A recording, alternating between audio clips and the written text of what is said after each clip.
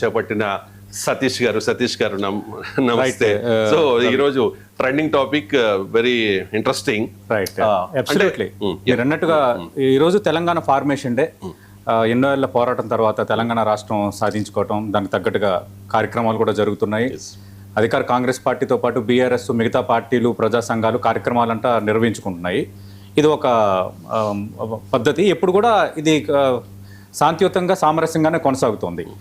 But కానీ ఈరోజు మరింత బిగ్ డే అవ్వడానికి కారణం ఏంటంటే పవన్ కళ్యాణ్ ఇక్కడ తెలంగాణలో ఉన్న జన సైనికులతో ఆయన ఒక కార్యక్రమాన్ని పెట్టుకోవటం, ఒక సభకు సిద్ధం అవ్వటం, దానికి అనుమతి నిరాకరించడానికి చూపించిన కారణాలు, వీటితో ఈ వివాదం అనేది పెద్దదైపోయింది. మిగతా విషయాలు మనం మాట్లాడే ముందు మీరు ఇందాక ప్రస్తావించినట్టు ట్వీట్లో కనీసం పోలీసులు నా ప్రెస్ మీట్ కంటే నేను మీడియాతో మాట్లాడడానికి అవకాశం ఇస్తారా అని పవన్ కళ్యాణ్ ప్రస్తావిస్తున్నారు. రెండోది లాస్ట్లో మీరు వరటి చూస్తే లెట్స్ సీ అని, చూద్దాం ఏమైద్దో చూద్దాం అనటంలోనే ఆయన ఐఎమ్ రెడీ టు ఫైట్ అనే ఒక ఇండికేషన్ ని పవన్ కళ్యాణ్ పంపిస్తున్నారు. రెండో పాయింట్, ఒకవేళ మీడియా ప్రెస్ మీట్కి పోలీసులు నిరాకరించకపోవచ్చు, ఎందుకంటే తన నివాసం దగ్గర మీడియాతో మాట్లాడే అవకాశం ఉందంటున్నారు. ఒకవేళ అవకాశం కల్పిస్తే పోలీసులు ఆయన ఏం మాట్లాడతారనేది ఇప్పుడు బిగ్ క్వశ్చన్. ఏం మాట్లాడబోతున్నారని. ఎందుకంటే నిన్న పోలీసులు అనుమతి నిరాకరించడానికి ప్రొఫెసర్ నాగేశ్వర్ ఆయన చేసిన వ్యాఖ్యల అంశాన్ని కూడా ప్రస్తావించారు. తెలంగాణ ఫార్మేషన్ డే కాబట్టి లా అండ్ ఆర్డర్ ఇష్యూస్ తలెత్తుతాయన్న ఒక రీజన్ వాళ్ళు చూపించారు. కానీ ఇక్కడ రెండు రకాల ఇష్యూస్ అంటే అంటాం కదా, ఒక రెండు వైపులా పదునైన కత్తి అని అంటాం కదా, అట్లా ఇది అంత సెన్సిటివిటీ ఉన్న ఇష్యూ.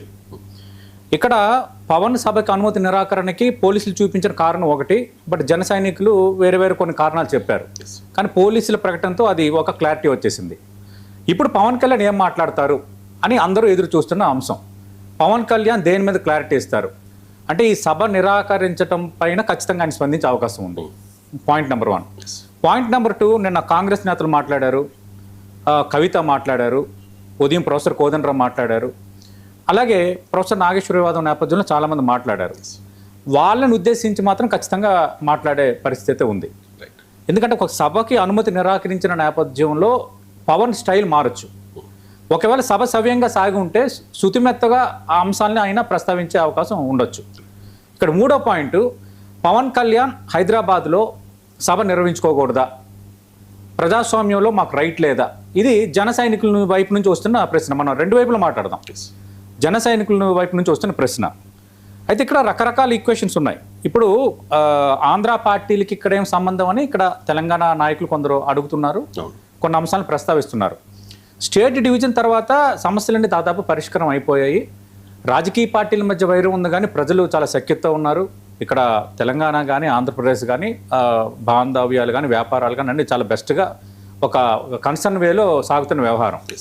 కానీ ఇక్కడ ఒక రాజకీయ పార్టీ సభ పెట్టుకోవడానికి అనుమతి ఎందుకు ఇవ్వరు అన్నది ఒక ఇష్యూ.